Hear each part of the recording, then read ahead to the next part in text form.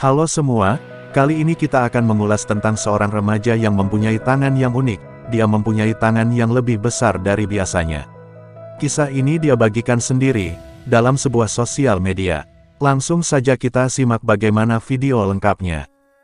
Halo teman-teman, ternyata masih banyak teman-teman yang bertanya dan penasaran kenapa tangan saya bisa sebesar ini. Baiklah, akan saya jawab dan inilah kisah saya. Sewaktu saya masih di dalam kandungan, ayah pernah memukul dan membunuh seekor ketam atau kepiting yang sangat besar. Mitosnya, membunuh hewan pada saat istri sedang hamil itu tidak boleh. Lanjut cerita, saat saya lahir badan saya sangat kecil. Setelah dibedong dengan kain, berat cuma 1,5 kg. Sangat kecil. Kata nenek, ukurannya cuma sebesar botol. Bukan cuma itu, saya dikhawatirkan tidak bisa hidup karena sempat minum air ketuban. Alhamdulillahnya masih bisa diselamatkan. Karena badan dan mulut yang kecil, saya minum ASI dengan menggunakan alat bantu. Saat lahir, ukuran tangan saya masih normal. Usia 15 hari saya dibawa ke bidan untuk cek kesehatan. Di saat ditimbang semua kaget karena dari berat 1,5 kg, usia 15 hari menjadi 4 kg. Saat bedong saya dibuka, semua menjadi lebih kaget lagi. Boleh percaya atau tidak, tapi inilah kisah saya, teman. Dari cerita saya yang kemarin, ternyata banyak di luar sana yang memiliki kisah seperti saya. Mitos atau faktanya itu tergantung teman-teman sekalian, tapi setiap perbuatan pasti ada pertanggungjawabannya. Lanjut cerita kemarin, kisah saya ini berasal dari nenek, karena beliaulah yang merawat saya dari lahir sampai kelas 6 SD.